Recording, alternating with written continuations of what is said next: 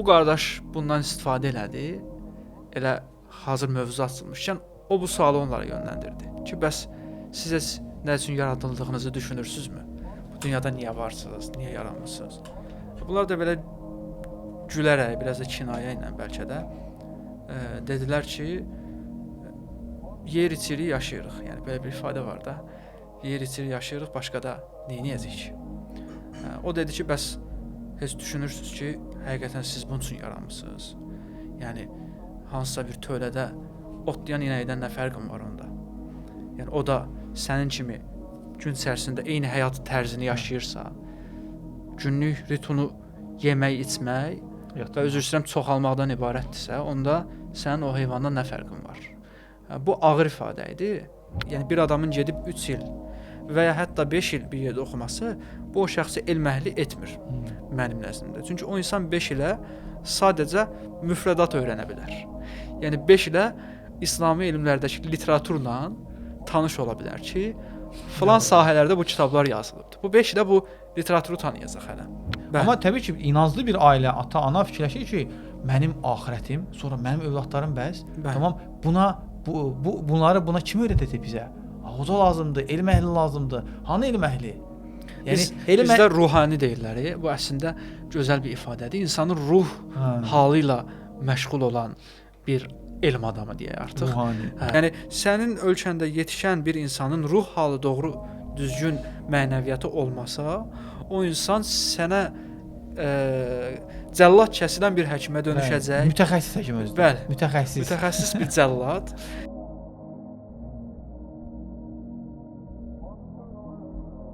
Bismillah. Əssalamu alaykum hörmətli izləyicilərimiz.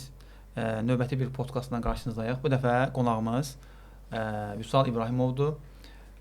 Vüsal İbrahimov biz eyni şəhərdə yaşayırıq. O da Sumqayıtlıdır. İnşallah burada həm onun elm yolculuğundan, elm həyatından və eyni zamanda hal-hazırda oxuduğu elmlə bağlı qısa bir giriş eləyəcəyik inşallah. Allahdan ümidimiz odur ki, bu podkast faydalı olsun. Həm sizə, həm digər izləyicilərimizə. Bir qısa bir giriş edək. Belə deyək, beynin əsas məqsədlərindən birisi İslami çərçivənin içərisində fərqli fikirləri tanıtmaqdır, çatdırmaqdır insanlara.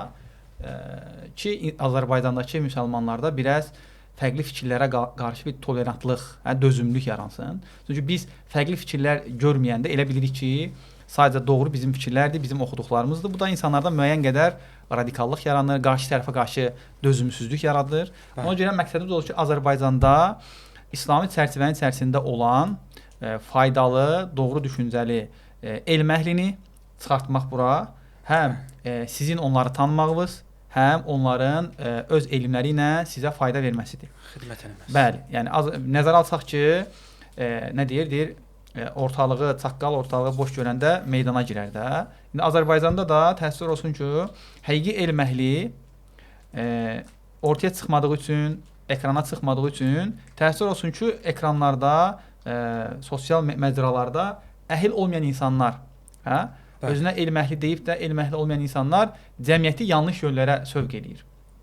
Ona görə bizim əsas hədəflərimizdən birisi Azərbaycanda Azərbaycanlı olan elm əhlini, elm əhli olan insanları Azərbaycandakı mühitdən xəbərdar olan, bəli. Cəmiyyətin vəziyyətindən xəbərdar olub, o mühitdə yetişən birisi. Bəli, aynən.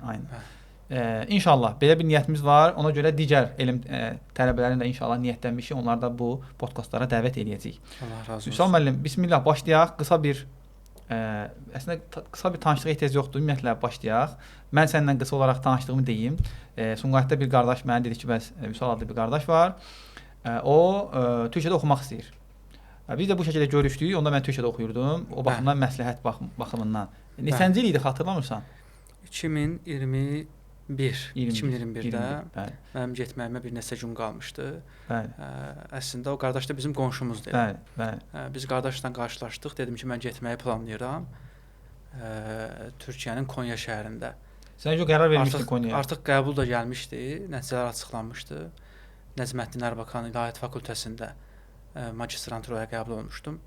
Bu qardaşla qarşılaşanda dedi ki, bəs tanıdığın biri varmı? Kimin yanına gedirsən? Dedim, heç kəs yoxdur. Dedi, onda belə eləmə. Həm də tək getmirsən.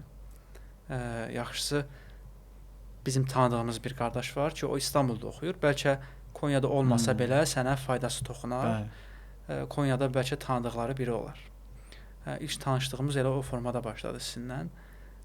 Təsadüfdən dırnaq içində. Bəli. Sən də Konyaya düşmüsən. Mən elə bildim sən sonradan Konyaya. Yox, elə Konyaya qazanmışdıq. Lap gözəl. Allah razı olsun. Əkrəm müəllim, Anar müəllim də bəli, yaxşı olaydılar. Əslində onları da tanımırdıq elə. Məqsəd onların da yanına getmək deyil idi. Allahın lütfü sayəsində. Rəbbim bizim üçün bir yol çizmişdi. Həmin yolu getməli idik. Getdik, oralara çıxdıq. Elhamdülillah. Əslində elə Əkrəm müəllimlə də siz tanış elədiniz ki, bəs orada belə bir müəllim var. Azərbaycanlı, o da Nəzməddin Ərbakanda təhsil alır. Bizim məqsədimiz, çünki biz bir nəfərlə danışmışdıq. Konyanın kəndlərindən birində yaşayan yaşlı bir nənə idi. Sağ olsun, o demişdi ki, siz gələrsiniz, mənim yanımda qalarsınız. Elə oldu ki, amma biz Əkrəm müəllimin də sizdən sonradan nömrəsini aldıq ki, işte bizim həmin o nənənin yanına gedə bilməsək, onda Əkrəm müəllimlə əlaqə saxlayaq. Biz elə oldu ki, qatardan düşdük, Konya şəhərinə çatdıq, nənəyə zəng elədik. Dedi ki, artıq saat gecdir, bizim avtobuslar çoxdan gedibdir. Siz səhərə qədər gözləyin. Səhər olanda gələrsiniz. Tək olmadığım üçün elə də gözləmə imkanı yox idi. Ona görə də Əkrəm müəllimə də yazdım ki, çatmışıq.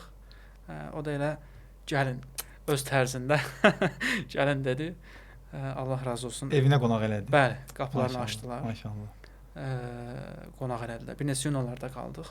Sizi də tanımır. Biz də tanımır, biz də tanımırıq. Əkrəm müəllim çox insana elə dəstək olub. Dəstək olub, bəli. Allah razı olsun. Sonradan gördük ki, həqiqətən səmimi olan, ixlaslı olan, özü vaxtı ilə çətinlik çəkib, bu elm yolculuğunda çətinlik çəkib, problemlərlə üzləşən insanlar həmin o vəziyyətə, şəraitə alışandan sonra başqa tələbələrin o çətinliyi çəkməyini istəmirlər heç vaxt. Həmişə istəyir ki, gələndə təcrübəsiz birilərinə yol göstərsin. Bəli, yəni belə deyək də, əslində belə bir zəncirvarı proses var. Mən gedirəm, kiməsə mənə kömək eləyir, dəstək göstərir Allahın yardımı ilə. Mən də bir vəfa borcu olaraq məndən sonra gələnlərə kömək edirəm. Bəli. Proses belə zəncir. Sən də ümid edirəm və inanıram ki, eləmisən və bundan sonra da imkan nisbətində sənin kimi elm tələbələrinə ora gələn falan yardım edəcəksən, dəstək göstərərsən də əlindən gələn şəkildə. İnşallah. Başdan başlayaq onda. Səni tanıyaq qısa olaraq. Çünki bizim burada əsas hədəfimiz dediyim kimi bir elm tələbələrini tanıtmaqdır. Ondan sonra keçərik artıq o kəlam mövzusuna, sənin hal-hazırda oxuduğun istiqamətə. Bəli. Əuzu billahi minəşşeytanirracim. Bismillahirrahmanirrahim. Mən Vüsal İbrahimov, Sumqayıt şəhərində doğulub böyümüşəm. Təvəllüd 1999-cu ildə doğulmuşam.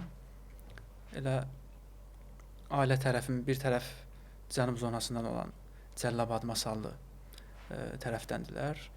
Bir digər tərəf isə İsmailli rayonundandılar. Əslində bu rayon önəmlidir ha. Yetişdiyi mühit var ha. Bəli. Yəni biz görək həqiqətənmi insanların yetişdiyi mühit onların gələcəyində yönələcəyi istiqamətə təsir edirmi? Ateistlərin suallarından biri də o deyir, mən də müsəlman şeydə doğulsaydım müsəlman olardım da. Yəni bu bir şey teoriyadır, nəzəriyyədir. Əslində biz İslami bir mühitdə böyüməmişik. Yəni bizim İslamı öyrənməyimiz sonradan olubdu. Yəni bir Allah inancımız olsa belə yanlış bir Allah təsəvvürünə sahib olmuşuq. Yəni Allaha inanmışıq, amma inandığımız Allah yanlış bir təsəvvür bizdə təəssüf ki, cəmiyyətin və ya o dönəmin inanclarındakı əksliklər bizdə yanlış bir Allah təsəvvürü formalaşdırıbdı. Yəni bizim doğulduğumuz dönəmlər və bizdən öncəki dönəmdəki insanlar bu gün İslam daha çox eşidilməyə, adının hallanmağına başlayır. Məsəl üçün ötən dəfə bura gələndə xalamı ziyarətə getdik. O da əlhəmdülillah uzun illərdən sonra namaza başlayıb. Məsəl üçün o belə bir ifadə işlətdi. Dedi ki, biz namaz deyə bir şeyin şəklən, yəni forma olaraq nətər bir şey olduğunu, necə qılındığını bilmirdik. Amma eşidirdik ki, yəni kimlərsə namaz qılır, oruç tutur. Elə necə deyərlər, mənim də İslamı qəbul eləməyim, öyrənməyim ailədən görərək olmadı əslində. Bu da ayrı bir mövzudur təbii ki. Nətər oldu? Qısa toxuna bilərsən? İndi qısaca olaraq toxunsaq, əslində uzun mövzudur. Bəlkə də danışsaq elə fayda verəcək şəkildə, hə. Bu Məncə videomuzu elə bəlkə də bu əhatə eləyəcək. Əgər bu məsələyə toxunsaq. Çünki biz eləyəcəyimiz söhbətin çərçivəsini də cızmamışıq. Dedi söhbət var, gəldik. Təbii axarında buraxaq və Allahın planına həvalə eləyək. Bəli. Və Allahdan bu söhbətdən fayda umaq. Düşünəm. Bəli. Yaxşı niyyətli olsaq, Allah bu şeydən, söhbətdən fayda yaradacaq. Mənim İslamı ilk dəfə tanımağım 12 yaşıma təsadüf eləyir təxminən. Dediyim kimi ondan öncə bir Allah təsəvvürü var idi bizdə, yəni Allaha inanırdıq. Amma ailədən görmədiyimiz üçün, təbii ki, onlar da öz ailələrindən görmədiyi üçün bir, necə deyərlər, yanlış bir inanc formalaşmışdı. Yəni biz misal üçün belə xatırlayıram ki, yəni qorxanda, evdə tək qalanda, qorxanda sığınaq olaraq, Allahı bir sığınaq yeri olaraq görürdük. Onda da ya uşaqlığın verdiyi düşüncə səbəbi ilə evdə müəyyən şəkillər olurdu. Məsələn, mən onlara Allah zənn edirdim. Əlimi açıb onlara dua edirdim, misal üçün, deyəlim, hansısa bir sıxıntının ortadan qalxması üçün və ya qorxu anında sığınaq yeri olaraq. Bu, çox uşaq vaxtlarından bu cür formalaşmışdı. Amma yaradılış, insanın yaradılışı, kainatın yaradılışı, bununla bağlı heç bir təsəvvürə sahib deyil idim. Bununla ilk dəfə qarşılaşmağım bizim həyətdə meyxana deyən bir oğlan var idi. Harda yaşayırdı? Meyxanaçı. Harda yaşayırdı? Bir qardaş var idi. Bu Sumqayıtda olduğumuzda. Yəni uşaqlıqdan Sumqayıtda yaşamısınız? Bəli, bəli, mən Sumqayıtda doğulmuşam, böyümüşəm. Elə ailələrim də Sumqayıtda olublar uzun müddət.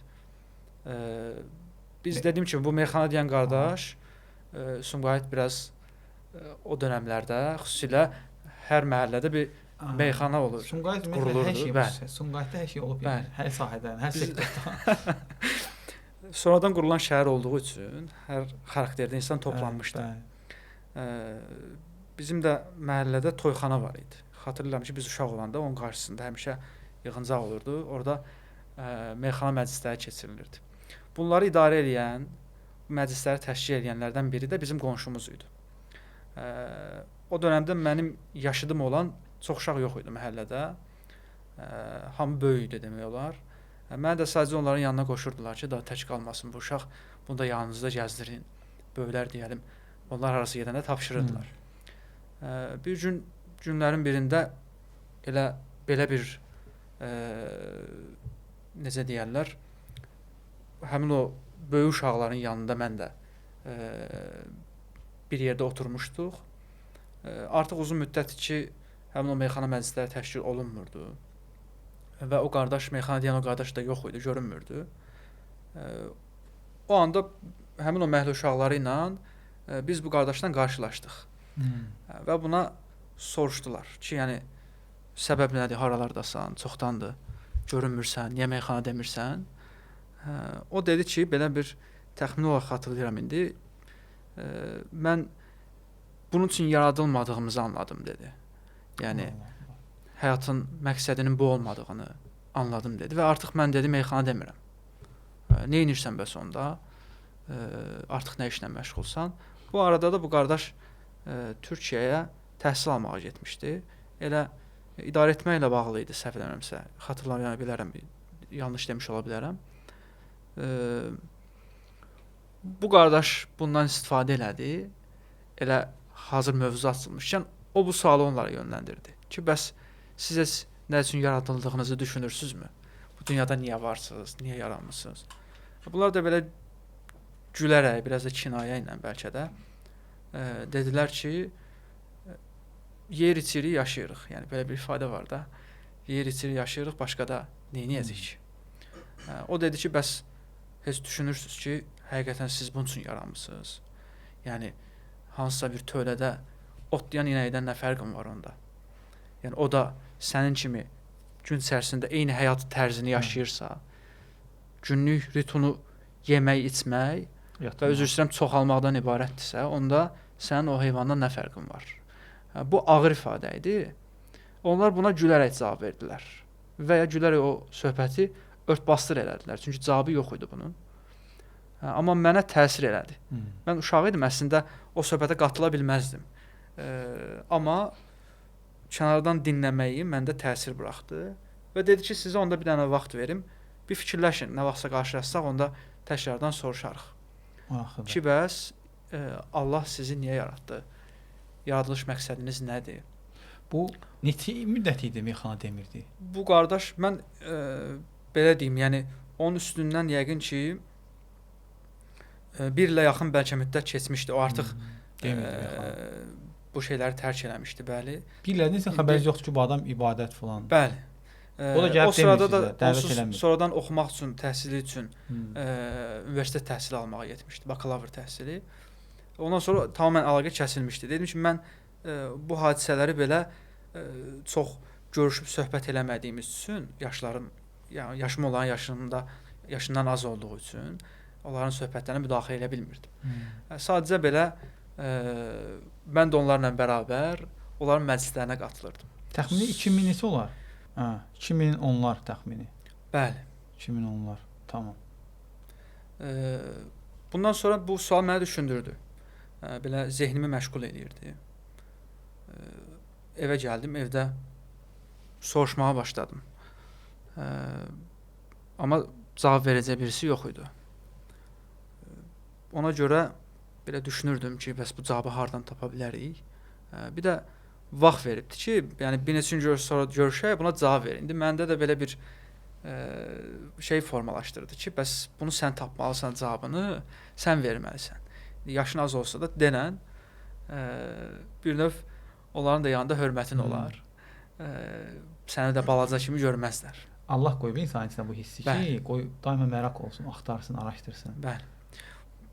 Bu evdən bu suala cavab tapa bilməyəndə mənim də tətillərdə getdiyimiz, ziyarət elədiyimiz bir babam var idi, evində qonaq olduğumuz. Düşündüm ki, bu nəsildə elə ən çox kitab oxuyan budur. Mənim gördüyüm, müşahidə elədiyim. Evində kitabları çox idi, çox kitab oxuyurdu. Yəni belədir ki, misal üçün hər sabah namazı vaxtında qalxırdı, o kitablar oxuyurdu. Qazet, kitab. Evdə bir çox kitabları var idi. Bir divar rəf var idi. O rəf kitablardan dolu idi. Babama sual verəndə o dedi ki, bu qədər kitab oxumuşam dedi. Amma bunu dedi bilmək çox çətindir dedi. Bax o qədər kitab var. Orada bəhs olunur dedi. Müəyyən şeylərdən bəhs olunur. Amma mən dedi artıq yaşlanıram, tam xatırlamıram. Amma sən istəsən bir baxarsan dedi. Adam müdhiş adam olub amma bax. Yəni həm bir növ araşdırmağa, amma etiraf edib bilmirəm. İndi də elədir. Yanlış bir yönə yönləndirməyib. Hələ də danışırıq o babamla.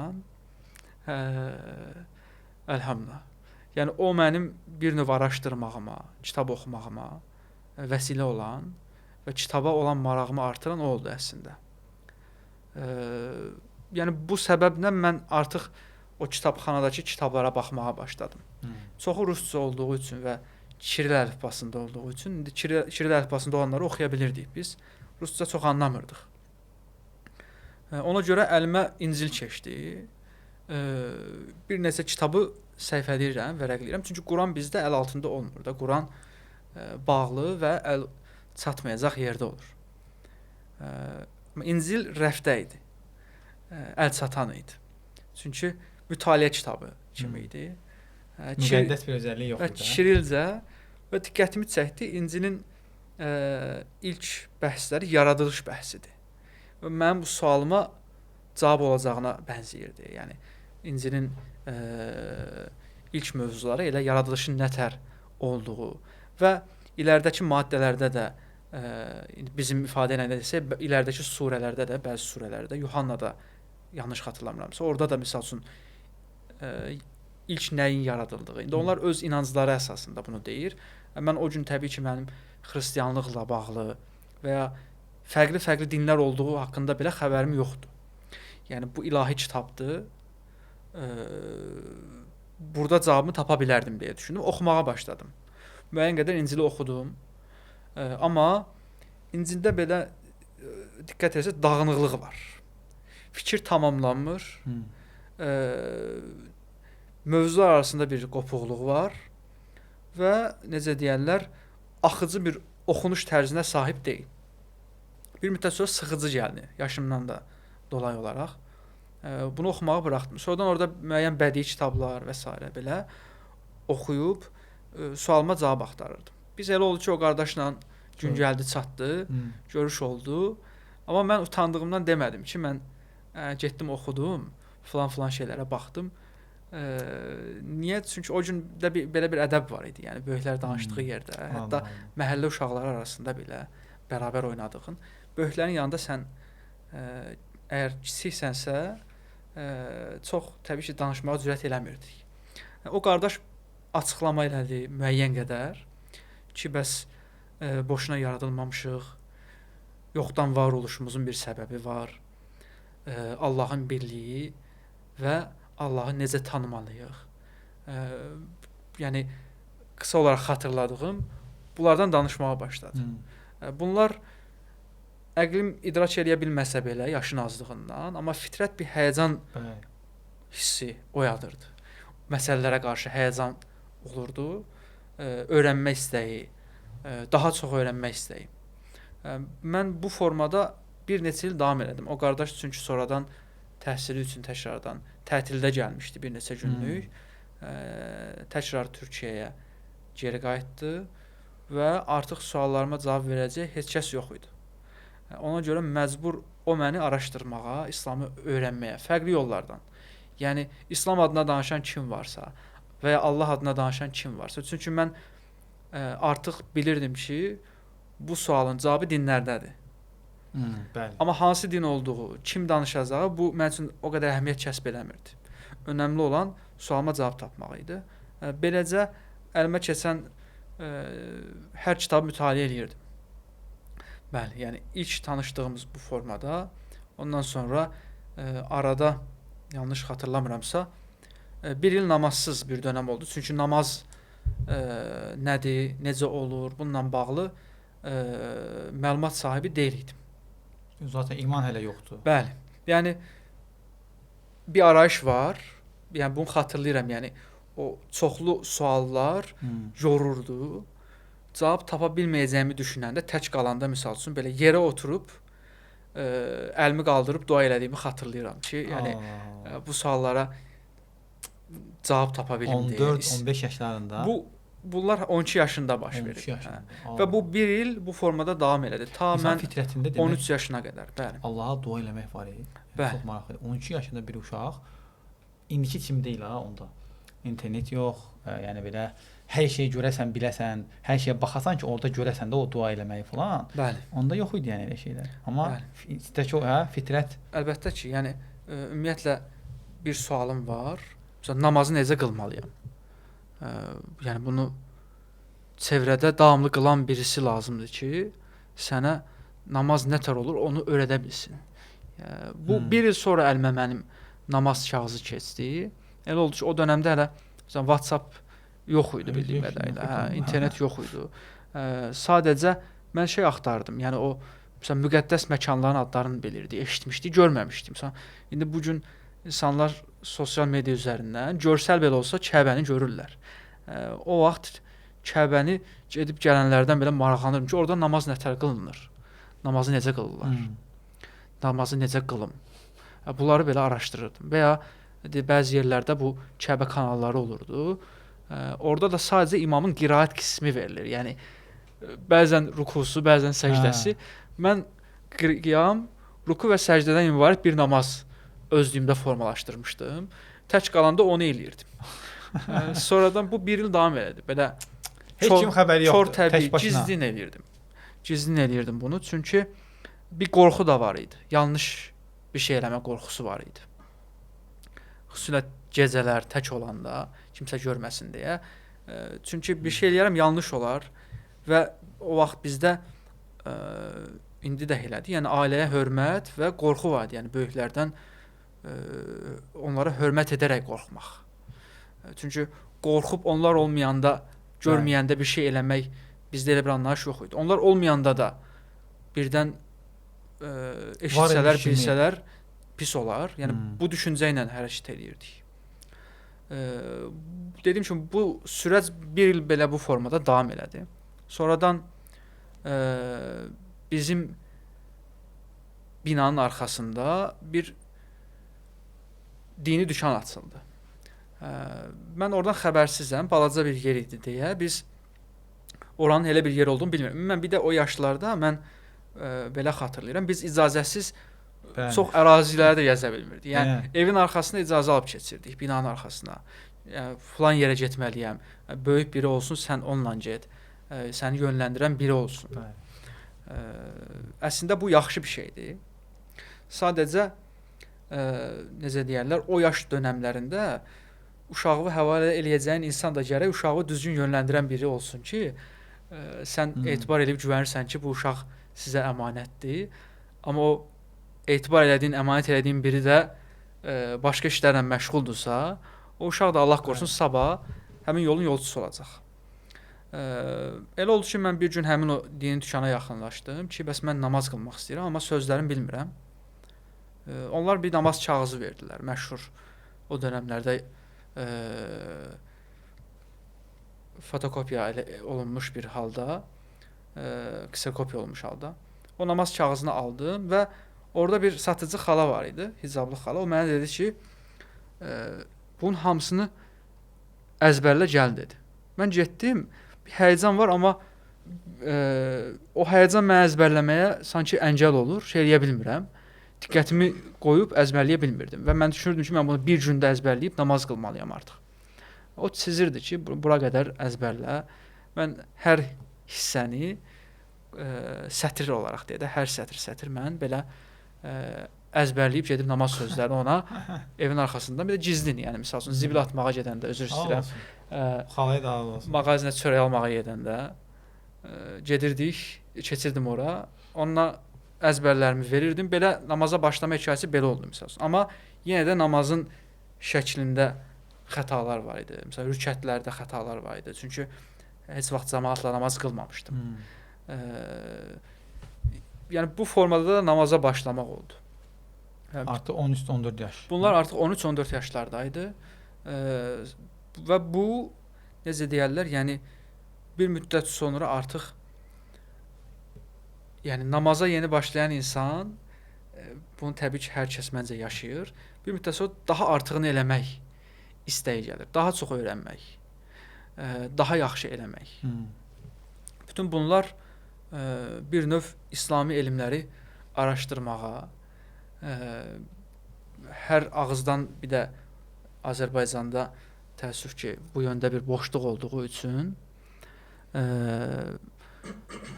kimlərinsə ağzından eşitməkdənsə, çünki xüsusilə uşaq vaxtı, yəni bu hallar çox yaşanırdı. Biz bir məsələ ilə bağlı birinə sual verəndə fərqli cavablar alırdıq. Niyə? Çünki həmin o məsələni qaynağından oxuyan yoxdur onsuz. O da kimdənsə eşidib, belə şifahi şəkildə ağızdan ağıza dolaşan bilgilərlə dinimizi yaşayırdıq.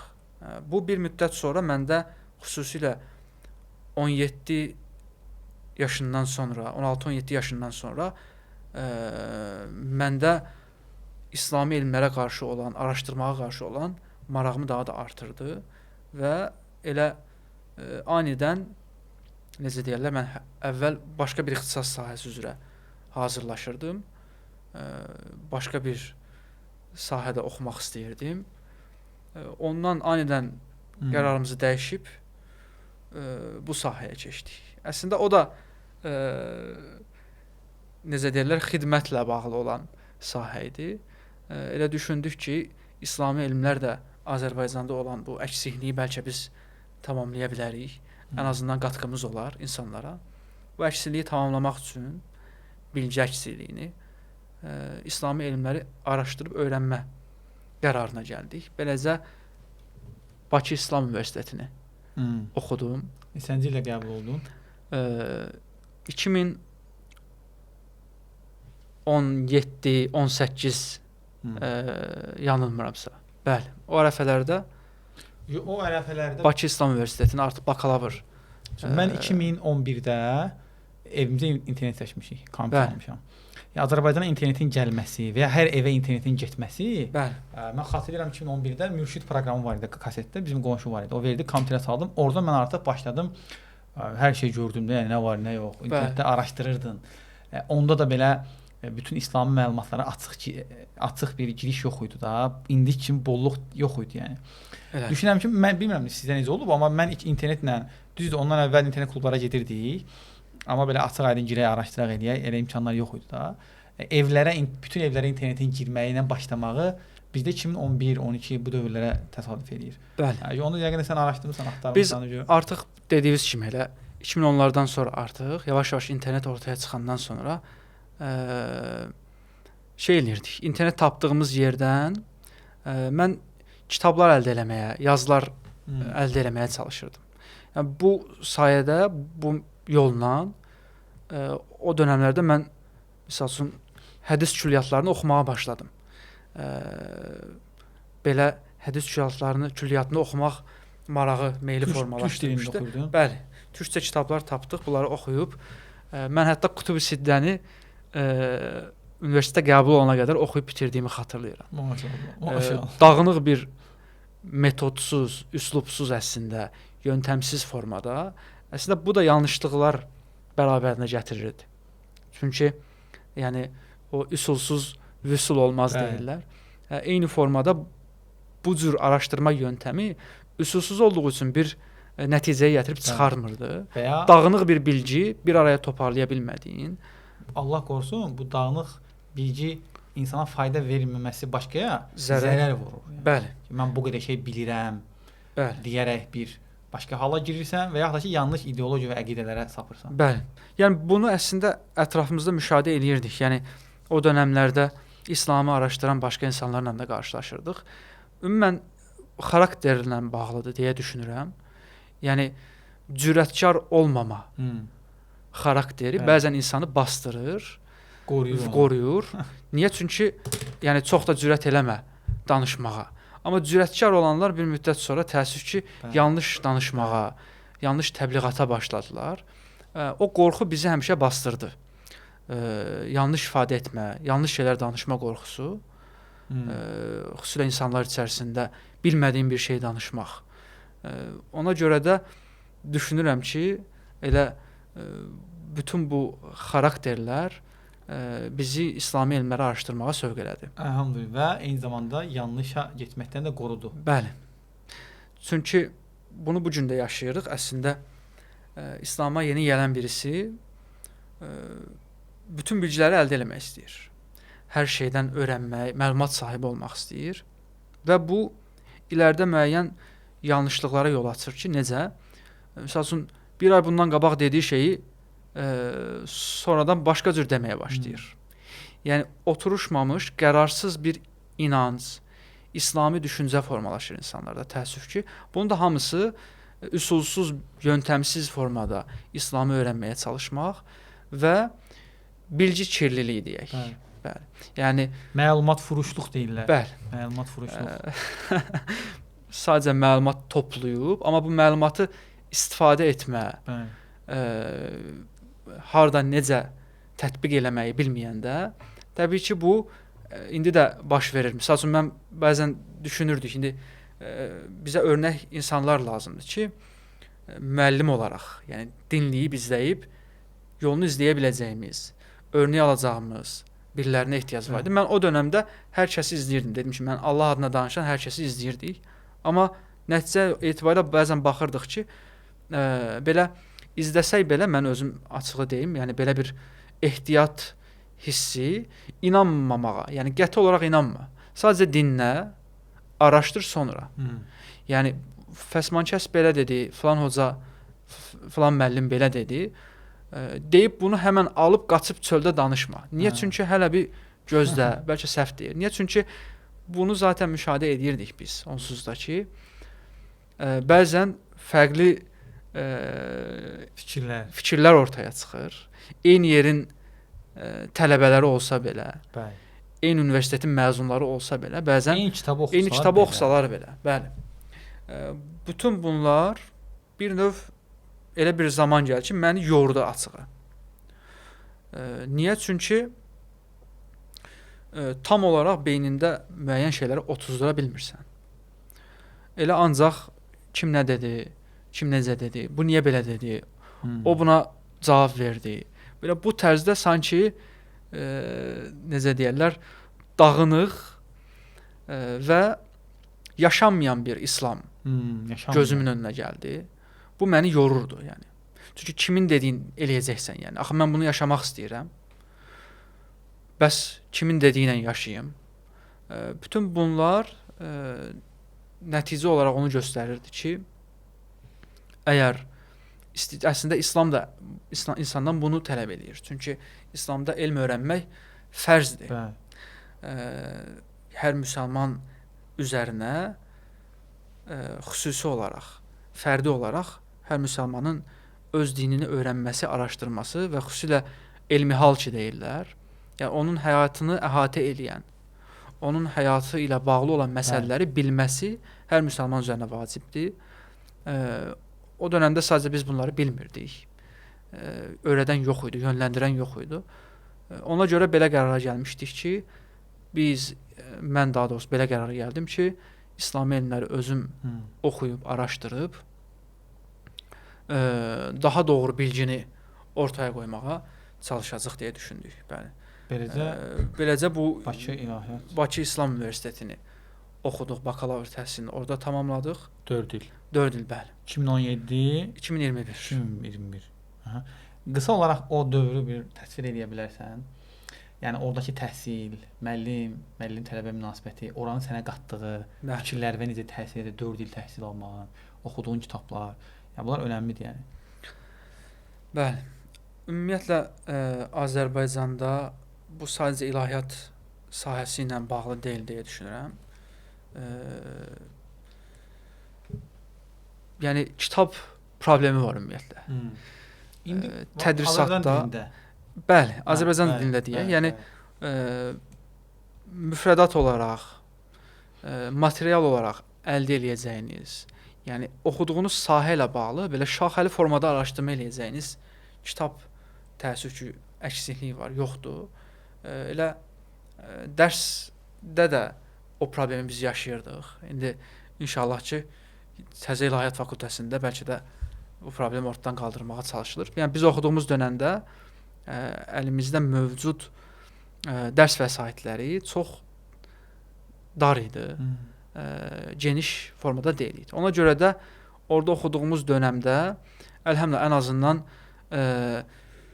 necə deyirlər, müəllimlərdən, onların tövsiyələrindən faydalanaraq özümüzə bir yol çizməyə, yöntəm izləməyə başlayırdıq. Çünki mən belə düşünürəm ki, heç bir universitet insana məlumatı, bilgini birbaşa olaraq beynə yerləşdirmir. Ona bilgini alma yöntəmlərini təlqin eləyir, öyrədir.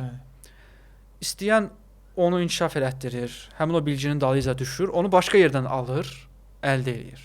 Sadəcə universitet təhsili mədrəsə təhsilindən fərqli olaraq bu belədir. Çünki mədrəsə təhsili belə olmur əslində. Universitet təhsili sadəcə müddət az olduğu üçün 4 il müddət azdır. Bu bakalavrda və doktoranturada da bu formadadır.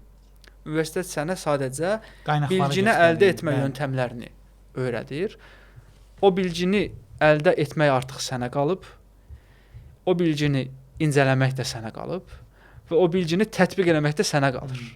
Mədrəsədə belə olmur əslində. Mədrəsədə bunun üçünü mədrəsədəki müəllim sənə üçünü də verməyə çalışır. Niyə? Çünki əsrlik təcrübə var, əsrlərə dayanan təcrübə var və uzun müddət var. Yəni öncəki illərdə məsələn 10 illik mədrəsə təhsili proqramları var yəni. Bir də tələbə daha uzun vaxt mədrəsədə dərs içərisində olur. Universitetdə təəssüf ki, belə əksikliklər olurdu. Biz Bakı İslamı bitirəndən sonra Bakı İslam Universitetini belə qərara gəldik ki, İslami elmlərdəki təhsilimizi inkişaf elətdirə biləcəyimiz və araşdırma imkanı olacaq və şəxsi, fərdi fikirlərimizə, araşdırmalarımıza müdaxilə olunmayacaq bir yer seçək oxumağımız üçün. Çünki mən bu şeyə ta uşaqlığımdan diqqət edirdim. Yəni məni kimsə yönləndirməsin. Allah. Kimsə mənə belə düşünməlisən, bu formadadır deməsin. Yəni bütün Özün oxuyub özün bəli, qərar özüm oxuyub. Çünki yəni o ağılda məndə də var. Sən ağılla bu qərara gəlmisənsə, demək ki mən də oxuyub öz ağlımdan doğru qərarı tapa bilərəm. Bəs onda hoca burada hardadır?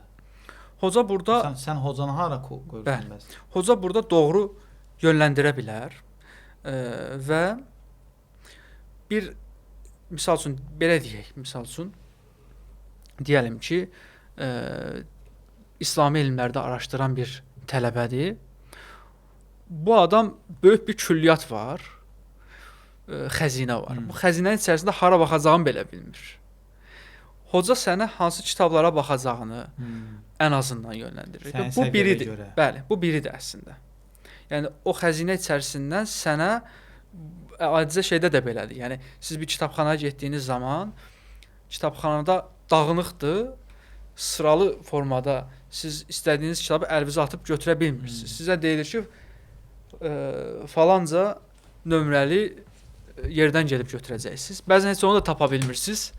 Orada kitabxanadakı biri sizi yönləndirir ki, falan yerdədir, onu get götür. Yəni hocanın əslində bir vəzifəsi budur. Yəni əslində bir çox vəzifəsi var. Yəni təlqin etmək, məcbur etmək ayrıdır. Yəni bir şeyin doğrunun nə olduğunu göstərib onun doğru olduğunu göstərərək qəbul etdirmək ayrıdır. Yəni məncə müəllimin də vəzifəsi budur ki, bu doğrudur, bu yanlışdır deməkdənsə, bunun nə üçün doğru olduğunu, digərinin nə üçün yanlış olduğunu göstərərək ona da onu necə deyərlər, belə əyani bir şəkildə açıqlamağı lazımdır. Çünki onun əgər yanlış bir şeydirsə və həqiqətən zahirdirsə, açıqdırsa onun yanlışlığı, sən göstərdikdən sonra o da onun yanlış olduğunu qəbul edəcək, bəli. Və ya doğru da həmçinin. Bu dediyim kimi, yəni sərbəst araşdırmağımıza mane olmayacaq və xüsusilə mən örf məsələsinə toxunmaq istəyərdim. Yəni biz o vaxtlarda da İslami elmləri araşdırmaq istədiyimiz, İslamı öyrənmək istədiyimiz dönəmlərdə bu problemlə qarşılaşırdıq. Bəzən Azərbaycandakı insanların bir çoxunun həqiqətən İslami ehtiyacı var. Bəzən bunu səmimi olan insanlar özləri etiraf eləyirlər. Yəni İslamı yaşamasalar belə, namaz qılmasalar belə, ibadət etməsələr belə, özləri səmimi olaraq etiraf edirlər ki, bizə öyrədən olmayıbdı. Bizə düzgün formada yönləndirən olmayıbdı. Bizi olsaydı biz də elə eləyərdik, deyirlər. Təəssüf ki, Azərbaycanda da, yəni mənim müşahidəmi deyirəm, acizanə olaraq, bəlkə də kimlərsə qəbul etməyə bilər. Mənim olduğum dönəmlərdə, İslamı araşdırıb suallarıma cavab tapmaq istədiyim dönəmlərdə bizim cəmiyyətin halından anlayan insanlar az idi. Yəni məlumatı alıb, bilgini alıb cəmiyyətə uyğun bir formada çatdıranların olmaması. Emal edirsən, Azərbaycan reallıqlarına uyğun. Olduğu kimi məlumatı gətirmək, nəql eləmək yox. Bəli. Bir növ nəqilçilik var idi. Çünki nəqilçilik olanda, yəni sənin qarşında səni nəql edən bir insan durur. Sən sual verəndə o suala cavab, onda da yoxdur o suala cavab. Niyə? Çünki onun o ağlına o sual gəlməyib və o məsələni araşdırmayıb. Özü də o şeyi qəbul eləyəndə incələməyibdi. O formada qəbul edir. Sənə də onu çatdırmaq istəyir. Çatdırmaqdan ziyadə artıq məcbur edir. Yəni belə inanmalısan, belə etməyin lazımdır sənin. Çünki özü ona inanır. Çünki özü ona inanır. Bu bəlkə də dediyim kimi xarakter gərəyi bu mən tərəfindən qəbul olunmaz idi. Yəni mən özüm araşdırmalıydım. Anladım. Ona görə də həm bütün bunları nəzərə alaraq, birincisi təkrar desək, kənar müdaxilənin olmaması, müstəqil fərdi formada çalışa biləcəyin, araşdıra biləcəyin bir mühit və bizim cəmiyyətə yaxın olan, örf adət olaraq. Bəli, örf adət olaraq bizim cəmiyyətə yaxın olan elə bir mühit olmalıdır ki, sən orada getdiyin zaman öz cəmiyyətinin halını da anlayacaqsan. Yəni cəmiyyətdən qopmayacaqsan. Çünki sabah qayıtdığın zaman, yəni insanların sualları həqiqətən çox önəmli olur ki, bəzən örfü bilmədən, cəmiyyətin problemlərini, məsələlərini bilmədən, mövcud şəraiti bilmədən nəsə demək çətin olur və hətta böyük fəsadlara gətirib çıxardır ki, biz bunun hal-hazırda fəsadlarını görürük. Elə keçmişdən də görmüşük. Çox Belə da mən görmüşük. başa düşürəm ki, səni İslami elmlərə yönləndirən bir baxma öz marağındır. Yəni necə marağım? Yəni, özün o həqiqəti tapmaq, öyrənmək istəyirsən. Bir adam deyir ki, mən gedim öyrənim, təbii ki, özüm də öyrənim və gəlim xidmət edeyim. Birinci mərhələdə səndə özün yəni həqiqəti tapmaq, öyrənmək istəyirsən. İlk o səni tətiklədi də o yönləndirməyə. Bəli. Bu araşdırmam indi bu mənə bu sualınız bir şey xatırlatdı. Bunun üzərinə örnək verim. Məsələn, mən maşın sürə bilmirəm hal-hazırda. Və bunu dəfələrlə soruşurlar. Niyə görə artıq yəni gənc adamsan, ehtiyac olur. Mənim sürməmə səbəbim nədir? Mən bəlli bir yaşdan sonra özümdə bunu müşahidə elədim ki, mənim bir şeylə məşğul olmağım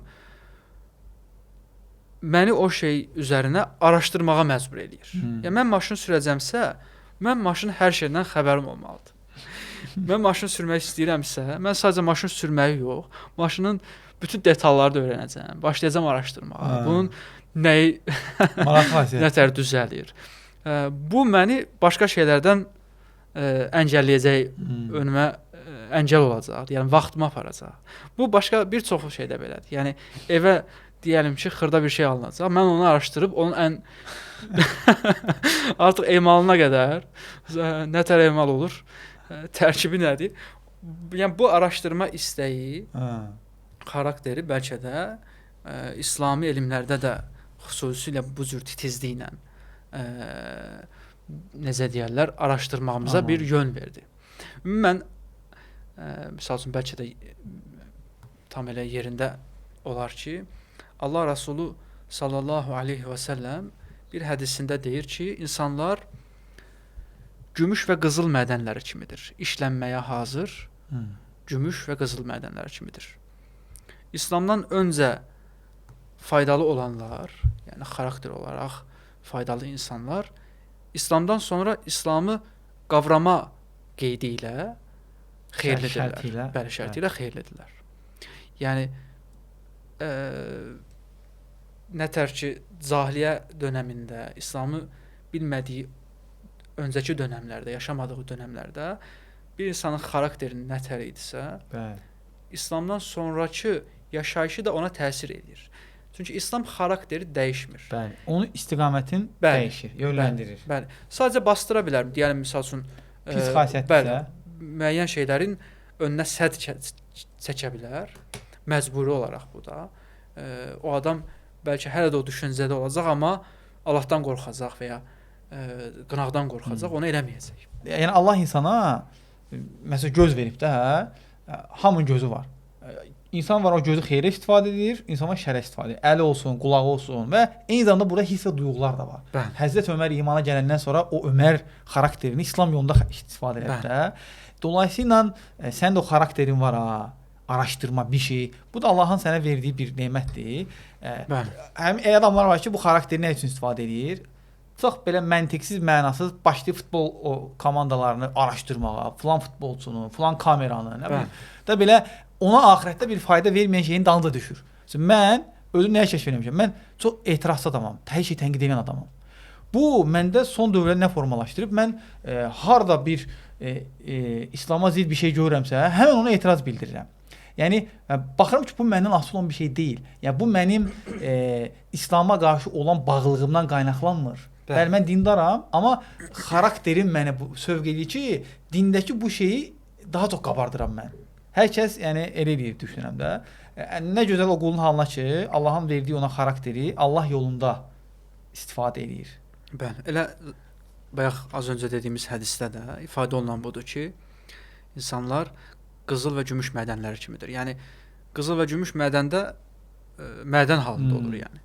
O ta ki oradan çıxarılıb işlənmədikcə bir fayda kəsb eləmir insanlar üzərində də bu formada işləməyi bacaran, yəni bu gün necə deyirlər, cəmiyyətimizdə həqiqi İslamı öyrənib araşdırmaq istəyən bir çox insan var.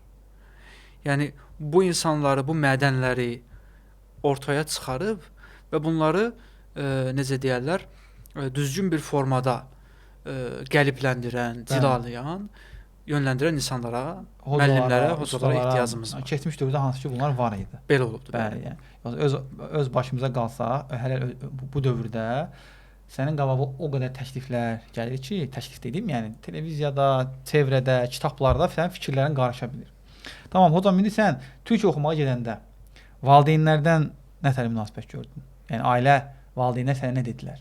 Deyə bilərlər ki, abala nə işin var Türkçədə, Türkçə gedirsən? Abala bu dində nə görmüsən?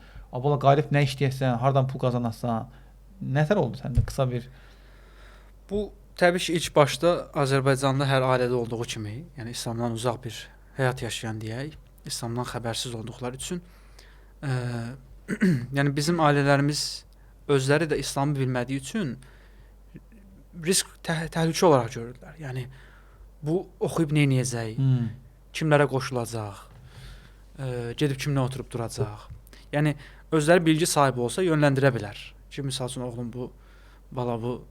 bunlar təhlükəli insanlardır. Bunlar bizə xidmət eləmirlər. Bunların ayrı məqsədləri var və bunu ortaya qoyması lazımdır. Təbii ki, valideyn sadəcə övladına az öncə müəllim örnəyində verdiyimiz kimi bu zərərlidir deməsi ilə iş bitmir. Valideynin o şeyin nə üçün zərərli olduğunu övladına isbat eləməsi lazımdır. Yəni çünki bu biz yaşayırıq buna hal-hazırda. Mühafizəkar ailələr var ki, övladına misal üçün döymə vurdurmaq istəyir. Bu gəlir, ata deyir ki, döymə vurdursan evə gəlmə deyir. Buna nə üçün döymə vurmuyum? Yəni mən niyə görə döymə vurdurmamalıyam? Çünki Allah və Rəsulu lənətləyibdir deyir. Deyir belə, yanından qovur, əsəbləşir. Asan yolla. Allah və Rəsul lənətləyibdir. Yəni o sənin nə yaşında deyil, nə də sənin kimi düşüncəyə sahib deyil ki, Allah və Rəsul lənətləyibdir, tamam. Bu qədər. Başa düşdün, qəbul eləsin, söz. Bəli. Sən ona səbəbini ortaya qoymadıqsa ki, artıq biz belə bir dönəmdə yaşayırıq. İnsanlar hər şeyə bir açıqlama tələb edirlər. Yəni bunun örnəyi əslində var. Həqiqətən bu az öncə dediyim hadisə yaşanıbdır. Bir tələbə özü danışır ki, daha doğrusu bir İslamı sonradan anlayıb yaşamağa çalışan, yaşayan birisi danışır ki, vaxtilə sırf bu hadisədən dolayı, bu hadisə səbəbilə evdən ayrıldım deyir. Yəni mən döymə vurdurmaq istəyirəm, amma atam, anam dindar ailədir. Mən onlara gəlib bu niyyətimi deyəndə məni yanından qovdular. Ki Allah lənətləyib cəhənnəmə girəcəksən. Mən də deyir, düşündüm ki, bir dənə döymə şəkilə görə mən niyə görə cəhənnəmə girim ki? Bu gəncin evdən bu cür çıxması bunu yanlış yollara apardı. Çünki biz bilməliyik ki, çöldə bizim övladlarımızı ələ keçirməyə çalışan, hazır duran, yəni insanlar var.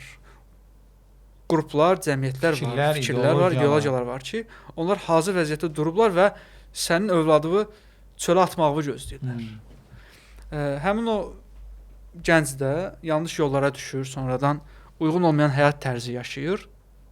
Özü 20'li yaşlarda olduğu halda özündən dəfələrlə yaşlı bir qadın ona necə deyərlər, sahiblik eləyir və bu gənc həyatında bəlkə də eləyə biləcəyi bütün yanlışları elədikdən sonra bir gün bir hoca ilə, bir müəllimlə qarşılaşır. Türkiyədə olub bu hadisə. Öz başından keçənləri danışır. Belə təəssüf hissi ilə. Ki bəs bir dövmədən, bir dövmə səbəbilə mən bu hala gəldim. İndi əslində hoca da deyir ki, buna döymənin nə üçün yanlış olduğu anladılsaydı, misal üçün həmin hoca ona döymənin nə üçün yanlış olduğu səbəbini müasir üslubda izah eləyir. Deyir ki, bu Mona Lisa rəsmi ki var, Bu hansı bir formada qorunur? Təbii ki, bunu hər birimiz bilirik. Mən deyir bir dəfə ora getdim deyir. Özüm birbaşa şahid oldum. Həmin hoca deyir ki, hər tərəfdən kameralar və qırılmaz şüşə və hər kameranın altında mühafizəçi və hələ necə deyərlər, həmin o rəsmə bir neçə metr uzaqlıqdan artıq sərhədlər var ki, yaxınlaşa bilməyəsən. Əgər bir nəfər deyir gəlsə, bunun üzərinə deyəlim ki, bir cızıq atsa, bir nə bilim ona bir bığ qoysa, fərqli bir görsəlini dəyişsə, nə olacaq? Təbii ki, bu onun dəyərini itirəcək və artıq insanların gözündə əvvəlki kimi olmayacaq. Hoca deyir, mən də buna anlattım ki, bax, gənc, sən həmin ondan daha dəyərlisən. Sənin bədənin həmin o rəsmdən daha dəyərlidir ki, Allah səni bu formada yaradıbdır. Sənin gedib bu gün ora bir şey cızmağın, bir şey yazmağın, bu sənə dəyər qatmayacaq. Tam tərsi, sən onsuz dəyərlisən. Sonra başqa bir düşüncəyə gələcəksən, ora birini də yazarsan. Bu sonsuza qədər bəlkə artıq bədəndə yer qalmayacaq şeyə qədər gedəcək.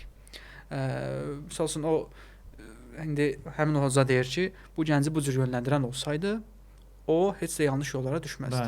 İndi əlhəmdülillah bizdə də belə oldu ki, ailəmiz bizi düzgün yönləndirə bilməsə belə, İslami cəhətdən təbii ki, mən digər yöndən demirəm. Rəbbim bizi qorudu, yanlış düşüncələrə düşmək, yanlış həyat, yanlış bu da, davranışlar. Yəni necə deyərlər, bayaq dediyimiz kimi hər kəsə etibar eləməmə, bir şeyi qaynağından öyrənib araşdırmağa çalışma istəyi bir növ bizim hansısa bir cərəyana, hansısa bir ideologiyaya, necə deyirlər, onların axınına qoşulmağı, qatılmağı əngəllədir. Bu bizi, yəni gəlib deyəndə ki, ailəmə ki, mən artıq İslami elmlərdə öyrənmək istəyirəm. Ondan öncə təbii ki, bu qəribə qarşıladılar. Çünki əvvəl istəyim başqa bir ixtisas üzrə idi. Bu onlara qəribə gəldi. İlk başda qarşı çıxdılar. Amma mən düşünürəm ki, insanın doğru bildiyi bir şeydə qətiyyət göstərməsi. Bu valideyn belə olsa, yəni hər valideyn övladına güvənməlidir əslində. Yəni bu vaxta qədər yanlış bir şey eləməyibsə, buna fürsət vermək lazımdır. Və necə deyərlər, o fürsəti verərkən də təbii ki, əlvi çəkməməlisən. Çünki hər an insanın hər şey ola bilər və insan hər yaşında, mən belə düşünürəm ki, ailəsinin dəstəyinə ehtiyac duyur. Ona görə də ailəm bir növ qəbul etmək məcburiyyətində oldu deyə artıq. Yəni. Mən əslində valideyn deyərkən, burada valideynlərin səni yanlış ideologiyadan çox, onlar öz övladlarının dini şeylərlə məşğul olmağını perspektivli görmürlər. Həm cəmaatın uşağı gedəcək gömrükdə işləyəcək, vergidə işləyəcək, məmur olacaq, pul qazanacaq, mənim oğlum molla olacaq, mənim oğlum molla olacaq, din oxuyacaq, nə qohum-əqrəba arasında bir şeyim olacaq, başım yuxarı olacaq, nə gələcəkdən mənə baxa bilir. Mən o açıdan deyirdim. Bu Azərbaycanda ilahiyyat oxuyan hamının problemidir. Biz bakalavr təhsili alanda təbii ki, təhsil almağa gələn tələbələrin, sinifdə oturan tələbələrin hər biri İslamı öyrənmək üçün gəlməmişdi. Hərənin müəyyən səbəbləri var idi. Bunlar çox azdır. Barmaqla sayacaq qədər tələbə bəli, həqiqətən İslamı öyrənib araşdırmaq üçün ora gəlir. Soruşulanda ki, nə olacaqsınız? Diplomlu molla deyib lağa qoyurdular ki, diplomlu molla olacaqsan. Ümumiyyətlə, bizdə insanlar İslamın nə üçün araşdırıldığını, yəni bunun əslində böyük bir fədakarlıq olduğunu anlamırlar. Çünki bu yola girən insanda bunun ona gəlir gətirməyəcəyini bilir. Bu qazanc deyil. Yəni, burada bir insan xüsusilə belə bir dönəmdə, materialist bir dönəmdə, maddəsəlləşə, yəni hər şeyin bir materialistləşdiyi, dünya həyatının ön sıraya çıxdığı, hər kəsin dünya üçün çalışdığı, sənin bütün çevrəndəki hamı dünya üçün çalışır, sənin oğlun isə Deyir, yox, mən bu dünyaya yox, axirət üçün çalışıram. Bəli. Həyatım Bu- bunun üzərinə inşa edirəm. Bu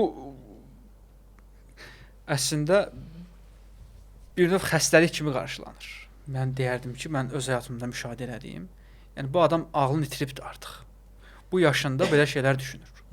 Yəni mən xatırlayıram ki, məktəbdə oxuyanda misal üçün sırf özümə qapandığım üçün deyək artıq, yəni Dini fəaliyyətlərə. bəli, yəni belə dini həyat düşüncəmə, dini düşüncələrə qapılma, digər insanlar kimi düşünməmə, həm səni digər insanlar içərisində fərqli olduğunu ortaya qoyurdu və bu insanların xoşuna gəlmək yerinə onlara necə deyirlər, bəlkə də təhlükə kimi belə yazıqları gəlirdi. Ki, ya, bu uşaq görəsən niyə belə edir? Yəni buna kömək olaq. Bu mənəviyyat arayışındadır. Bu kimliyini axtarır. Bu insan hal-hazırda, yəni bir müəllimin məktəbdə belə olsa fəaliyyəti, məqsədi sadəcə gəldiyi dərsi tədris eləməklə bağlı olmamalıdır. Niyə? Çünki o orada artıq uzun müddət həmin tələbə ilə vaxt keçirir. Bəli. O tələbəyə dünya həyatında da yönləndirəcək formada düşüncəyə sahib olması Şəxsiyyət lazımdır. yetişdirməlidir, şəxsiyyət. Bəli. Hər tərəfli yəni. Xüsusilə yəni bu cəmiyyətdə yaşayırsa ki, yəni biz elə bir Azərbaycan milli mentalitetinə bağlı olan və öz dini dəyərlərinə uzun illər bağlı olan bir cəmiyyət olduğu üçün, yəni məktəblərdə təbii ki, hər uşağın müəyyən yaşdan sonra, yəni digərləri başqa işlə məşğul olanda, bu başqa işlə məşğul olmursa, demək ki, bu başqa şeyin axtarışındadır. Yəni hər kəsin yaşamış olduğu həyatın yox. Bu asandır zaten. Bəli, Yəni, bunu özü eləmək asandır. Axına buraxırsan, Bəli. hamı necə sən də elə. Sən də eyni şeyi təkrarlayacaqsan. Əslində mərifət hamı kimi olmamaqdadır. Bəli, bəli. Çətin olan da olur. Bəli, bu bizdə bir növ şeyə səbəb olmuşdu. Mən xatırlayıram ki, məsələn artıq məktəbdə psixoloqlar məndən danışırdılar ki, bu uşaq niyə özünə qapanıb, niyə başqaları orada başqa işlər görür, bu cəb onlardan o işi görmür. Niyə görə bu dərsdə sakit kənarda bir yerdə oturur? Burada şeytanın da rolu var. Bu məndə də olmuşdu. Məndə belə fərqli cür olmuşdu. Adam yəni durursan, namaz qılırsan, edirsən, amma deyir ki, bunun başqası, görürsən buna nə olub? Şeytan buna vəsvəsələr verir. Və bunu narahat edir. O da başlayır narahat olmağa. Bəli. Bu elə də düşünürəm, normal qarşılamaq lazımdır onu. İndi keçək bu Türkiyə məsələsində, Konya. Konyaya getdin, oradakı mühit, Azərbaycanla müqayisə, oradakı hocalar, bir də yəni indi bəzi gənclər də elm yoluna getmək istəyirlər və ya bizim bu söhbətimiz onları da elmə təşviq eləməlidir. Həqiqətən də gənclərin İslami elmə yönəlməsi, bu sahədə oxuması lazımdır. Deyirsən ha, Azərbaycanda mən bakalavr oxuyanda kitab yox idi. Buna görə yoxdur da. Çünki bu sahədə oxuyan olsa, oxuyar, özünü yetişdirər, kitab yazar, məqalə yazar. O baxımdan bizə lazımdır ki, sən oradakı o mühiti danışasan, insanlara, gənclərə bir örnək ola, nümunə ola, çətinliklər, fədakarlıqlar. Ümumiyyətlə ilk başda onu deyim ki, mən belə düşünürəm ki, bir insanın yəni bu mən sadəcə İslami elmlər örnəyində danışıram bunu. Bir insanın İslami elmləri öyrənməsi üçün qarşısına məqsəd qoymadan öncə bir şey düşünməyi lazımdır. Mən nə üçün öyrənirəm? Yəni bayaq dediyimiz şeylər göz almalıdır. Ki cəmiyyətdə xoş qarşılanmayacaq. Bu işdə maddiyyat yoxdur. Bu iş tamamilə Allahın rızasını qazanmaq və cəmiyyəti bir növ islah etmək üçündür. Yəni bu bir növ fədakarlıqdır. Mükafatlı axirətdir. Bəli. Yəni qarşılığını dünyada görməyəcəksən. Xüsusilə tənqid olunacaqsan, xoş qarşılanmayacaqsan. Hələ oturuşmuş dini fikirlərə qarşı sən bir şey desən ki, insanlar bu zamana qədər doğrunun bu Allahın baba olduğunu düşünüblər. Sən bu gün çıxıb da Allah baba deyil. Allah üçün bir cinsiyyətdən bəhs oluna bilməz dediyin zaman təbii ki, doğru təpki sənə qarşı, yəni gözlənilməz təpkilər olacaq. Xoş qarşılanmayacaqsan. Ona görə də ilk başda bu yola girmək istəyən bu maddələri nəzərə almalıdır və nəyi öyrənmək istəyir, onu da öncədən bir çərçivəsini çizməlidir ki, mən İslami elmlərdə hansı sahə üzrə və ya nə üçün İslami elmləri öyrənirəm? Yəni mən gəlib sadəcə insanlara İslamı Ümumi söhbət mi eləyəcəm? ümumi söhbət olaraq yəni necə deyirlər, bir dəvət tərzində, təbliğat tərzində indi bizdə təbliğat deyiləndə biraz sanki cəmiyyətdə də şey qarşılanmır. Yəni bir növ Allah Rasulunun sallallahu əleyhi və səlləm İslamı ilk gətirdiyi dövrlərdə təbliğ fəaliyyətləri üçün yetişdirdiyi sahabeləri var idi. Musab bin Umeyr kimi, yəni fərqli bölgələrə göndərdiyi sahabelər var idi. Bunlar elmli sahabelər deyil idilər. Yəni elmdən məqsədimiz bunlar Qur'anı tamamilə əzbərləyib bitirmiş, ixtisaslaşmamışlar. hafiz, həm hədis, həm Qur'an hafizi deyil idilər. Zaten hələ Qur'an da tam nazil olmayıbdı. Yəni bunlar əllərinə bir dənə Qul huvallahu əhəd ayətini və ya bir digər ayəti alıb cəmiyyətə dəvət üçün, təbliğ üçün getmişdilər. Əgər bir elm tələbəsi, İslami elmləri öyrənmək istəyən bir gənc, bir şəxs məqsədi budursa, yolunu ona görə təyin etməsi lazımdır. Öncədən bir metodoloji, Bəli. lazımdır. Bu olmayanda mən özümdə yaşadığım problemdən yola çıxaraq bunu deyirəm. Çünki gedirsən, yəni bəs mən gəldim. İndi düşdüm xəzinənin içinə. Bu qədər kitablar, yəni istədiyin hər şeyi əldə elədin. Gəlmisən bu kitabların içərisinə düşmüsən, bəs indi hansını oxuyacaqsan? Hansını araşdıracaqsan? Və ya elmi mühit o qədər zəngindir ki, əlhəmdülillah Türkiyədə, özəlliklə Konyada, Konya şəhərində elmi mühit o qədər zəngindir ki, sən hər şeyə ac insan nətər olur. Yəni bunu ora gələn hər tələbədə yaşayırıq. Şahid oluruq, müşahidə edirik. Yəni bir az insan yeməyə nətər üzr istəyirəm hər yanaşırsa, bəli. Həmin o tələbə də eyni formada gələcək və bir neçə ay sonra artıq baxacaq ki, alınmır, bunluq deyil. Çünki bu hər şey əldə eləmək istəyirdi, bu mümkün deyil. Zaten bir sahəni əldə eləməyə çalışsa belə nə ömrü yetməz, nə də ona nail olarmı, olmazmı? Bunlar ayrı məsələlərdir. İndi öncəliklə bunu təyin etməsi lazımdır. Çünki elm əhli dediyimizdə bu ayrı bir anlayışdır. Yəni bir adamın gedib 3 il və ya hətta 5 il bir yerdə oxuması bu o şəxsi elm əhli etmir mənim nəzdimdə. Çünki o insan 5 ilə sadəcə müfrədat öyrənə bilər. Yəni 5 ilə İslami elmlərdəki literaturla tanış ola bilər ki, filan sahələrdə bu kitablar yazılıbdır. Bu 5 ilə bu literaturu tanıyacaq hələ. Bundan sonra bəlkə bir 5 il, 10 il, 15 il bir elm əhlinin yetişməsi üçün və müəyyən bir sahədə ixtisaslaşması üçün zaman lazımdır. O insan ömrünü o yöndə vəqf eləməlidir. Başqa cür alınmaz onsuz. Yəni bu adam gedəndə onu nəzərə almalıdır. Amma bu məqalə yazanda literatur taraması eləyirik də biz. Bəli. Düzdür, mövzunu öncədən biz bir mövzu seçməzdən öncə, yəni elmi iş və ya məqalədə öncədən bir ədəbiyyat oxuması var ki, biz o mövzunu seçirik də. Zaten magistr doktoranturada ən önəmli problem mövzu seçməkdir. İşlənməmiş orijinal mövzu. Kim yaxşı mövzu seçir? Literatura kim yaxşı bələddirsə. Bu tələbə məsələn gedib hələ elm öyrənməzdən öncə tam axı təsbit edə bilməz axı mən bu istiqamətdə gedəcəm. O bir gedir, tanış olur. Baxır ki, mən bura daha uyğunam, mən bu istiqamət üzrə gedirəm. Yəni biraz yenə də məncə tam getməzdən öncə istiqaməti tam da mən doktorantura gedəndə başqa mövzuya getmişdim. Bəli. Artıq sonda başqa mövzuya qənaətə gəldim yəni. Mən bunu ixtisas seçimində demirəm. İxtisas seçimi təbii ki, bilmədən ola bilər. Yəni necə? Yəni ilk başda əgər bu şəxs oxuduğu sahədəki bu ana bilimçi deyirik, onun qanadları fərqli şaxələnir ki, həmin o ana bilimlər onlarla bağlı bilgi sahibi olmayanda hansını seçəcəyində çətinlik çəkə bilər. Bu ayrı. Amma bu adam gedəndə qarşısına qoymalıdır. Mən elm tələbəsi mi olacağam, yoxsa dəvətçi mi olacağam? Mən bu yöndən deyirdim. Anladım.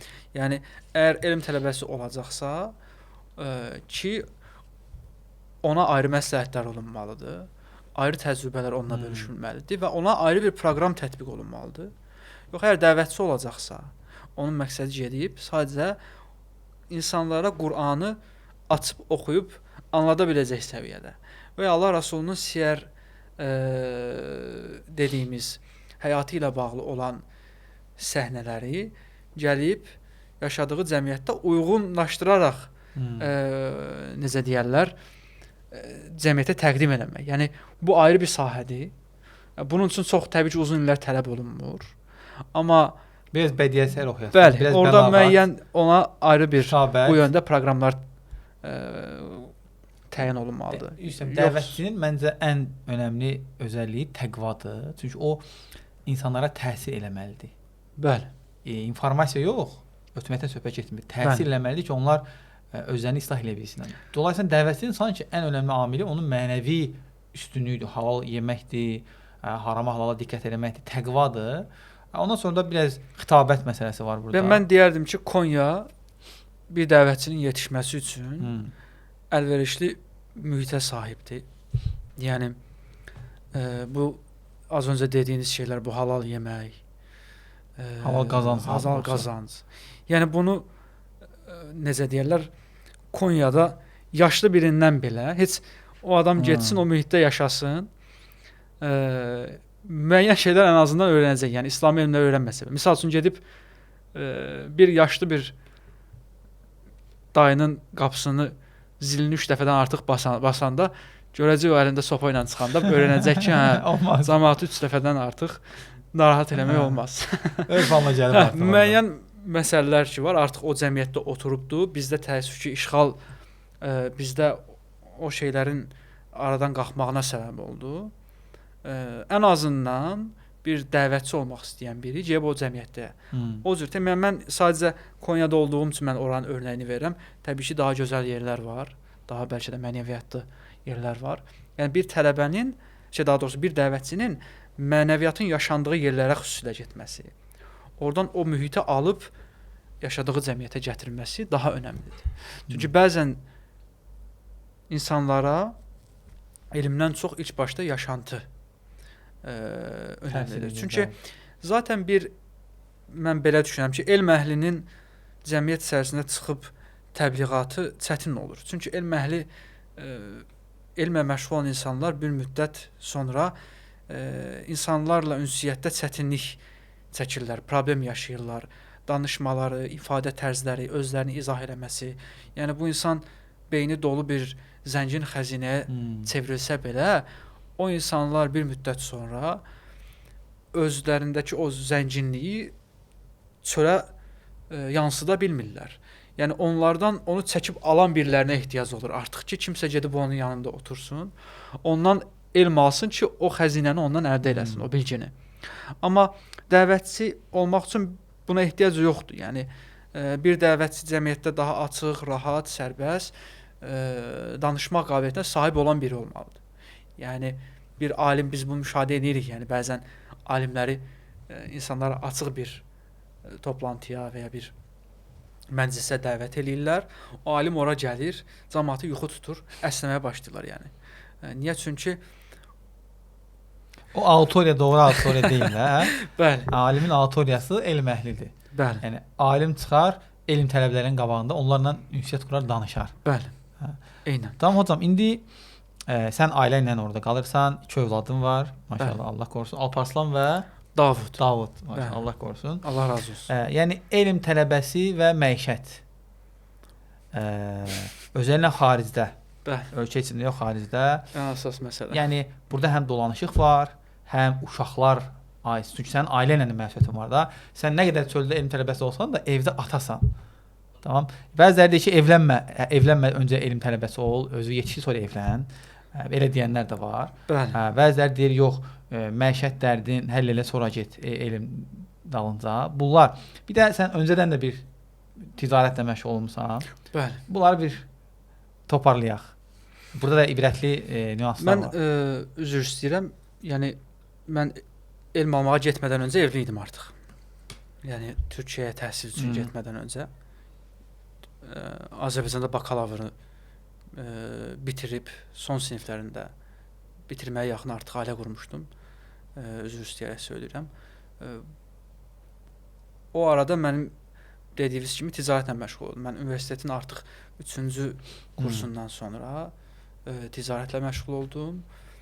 O ticarətdən öz məişətimizi, ehtiyaclarımızı qarşılayırdıq deyək. Məncə problem yoxdur. Hicab, təsəttür. Bəli, təsəttür, hicab, yəni biz düzgün formada bir sizdən almışıq. Bəli. Satdırıyla. Sumqayıtda çox adama biz satmışıq. Düzgün bir təsəttür, bəli, düzgün təsəttür satmağa çalışırdıq. Və həmçinin insanların mənəvi deyil də zahiri kirlərini təmizləmək üçün ətir satırdıq. Parfüm satırdıq. Mən ən çox Dolunay Butik Instagram hesabından, Dolunay Butik mənim idi. Onun üzərindən ticarət edirdik. Mən düşünürdüm ki, Türkiyəyə gedəcəm və bu ticarətimi davam etdirəcəm. Onsuz onlayn əvvəl kiçik bir dükanım var idi. Düşünürdüm ki, onsuz dükandan çox onlayn sifarişlərdən qazanc olur və mən qazancımı bu formada davam etdirəcəm. Türkiyədən daha da fərqli məhsullar gətirib Azərbaycanda müştərilərə təqdim edəcəm. Buna güvənərək getdin Türkiyəyə? Əlbəttə. İstək var idi. Bəs belə olmasa gedərdinmi yəni? Bunun üçün getmədim. Bildim. Yəni mən belə bir inanacağın, etibar edəcəyin bir şey olmasaydı zahiri olaraq, bəli, gedərdinmi? Yox, mən bunu sadəcə bir qazanc səbəbi olaraq gördüm. Yəni mən düşünmədim ki, nətər dolanacam, yaşayacam. Yox, o yönünü heç düşünmədim. Açıq desək, sadəcə dediyim kimi mən yaşam dərdindən daha çox düşünürdüm ki, güvənli bir çevrə olacaqmı, etibarlı insanların arasına girəcəkmi, orada rahat olacaqmı? Ən çox düşündüyüm bu yönləri idi. Qazanc olaraq düşünürdüm ki, gedəcəyik, oxuduğum ərəfədə ticarətlə məşğul olub, həmin o Dolunay Butik kanalımız üçün ora məhsullar təqdim edib Türkiyədən satış edəcəm deyə düşünürdüm. Və bu bir il belə oldu. Magistr oxuyuq ya. Bəli, mən magistr təhsilini Nəcməddin Ərbaqan İlahiyyat Fakültəsinə qəbul olandan sonra bir il müddətində ticarətlə yanaşı təhsilimi davam etdirirdim. Amma təbii ki, biz elə bir dövrə rast gəldik ki, Türkiyəyə getdik, hər şey bahalaşdı. Yaşanılmaz hala doğru getməyə başlayırdı artıq. Necə deyərlər, qiymət cəhətindən təbii ki deyirəm. Qiymətlər belə inanılmaz səviyyədə yüksəlməyə başladı. Yəni hal-hazırda misal üçün mən 120 manata ilk gedəndə əşyalı bir evdə qalırdımsa, indi həmin o evin qiyməti 800 manata yaxındır təxminən. Yəni belə bir qiymət artımı, dəyişim oldu. Mən bir il dediyim kimi belə ticarəti davam etdirirdim, amma keçim dərdi var idi təbii ki. Sıxıntılar var idi. Bu bir müddət sonra məni məşğul elədi. Ticarət. Yəni ticarət artıq mənim ticarətlə məşğul olmağım məni elmdən uzaqlaşdırırdı. Çünki qazanc dərdi insanı bir növ o şeyləri düşünməyə artıq sövq eləyir.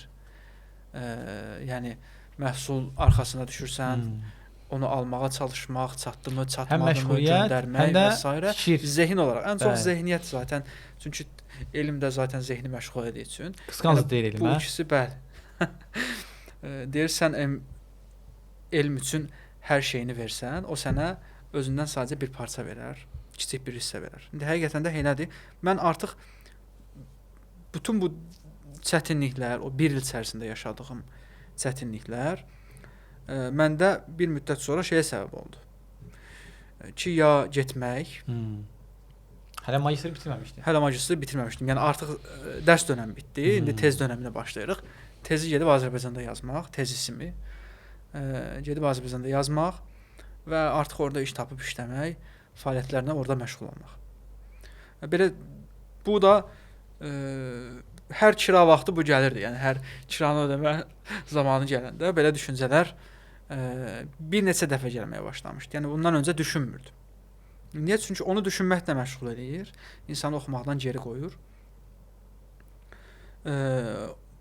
Belə ya Türkiyədə qalıb artıq məqsəd elm üçün gəlmək idi. Elmin daşını atıb alverlə məşğul olub ticarətçiyə dönüşmək qorxusu da var idi.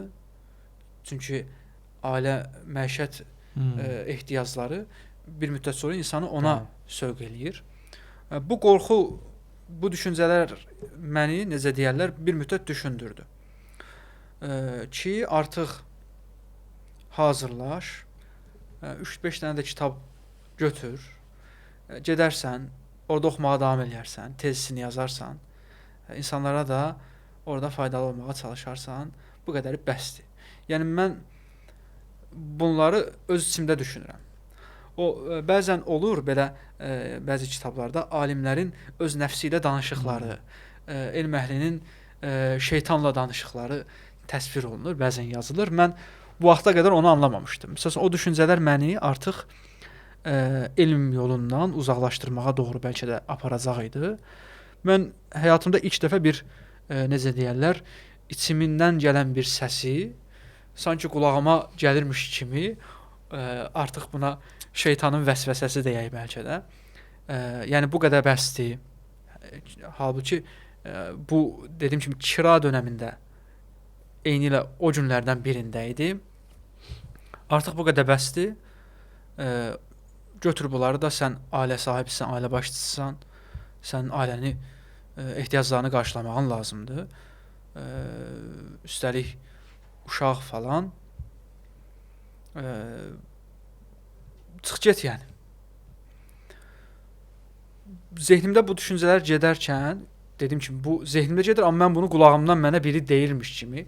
Yəni mən belə deyə ifadə eləsək, mən həyatımda şeytanın qulağıma pıçıldadığını heç vaxt bu qədər yəqinliklə və aşkar bir şəkildə yaşamamışdım. İlk dəfə orada yaşadım və bilirsən ki, bu şeytandır. Bəli, mütləq olaraq, yəni belə əminsən ki, bu belədir və səsi necə deyirlər, dediyim kimi, yəni insanın içində düşünməsi ayrı, yəni sənin birinə kənardan bir şey təlqin etməsi ayrı. O zaman yəni mən bunu həqiqətən yaşayaraq, hiss edərək bunu yaşadım yəni. Və bu düşüncələrlə belə otağa keçdim. Qonaq otağında oturmuşam. Bu çox gec saatlardır. Mənim telefonuma mesaj gəldi. Gəldim ki, qonaq otağında biraz dərslərimlə məşğul olum, kitablarımı mütaliə edeyim. Telefona mesaj gəldi. Bizim orada bərabər olduğumuz müəllim yoldaşlardan biri, qaldığımız binada mənə bir mesaj atdı. Ki, yatmamısan deyəsən, işığın yandığını görür. Saat 2-3 olar da gecə. Dedim ki, dərs edirəm.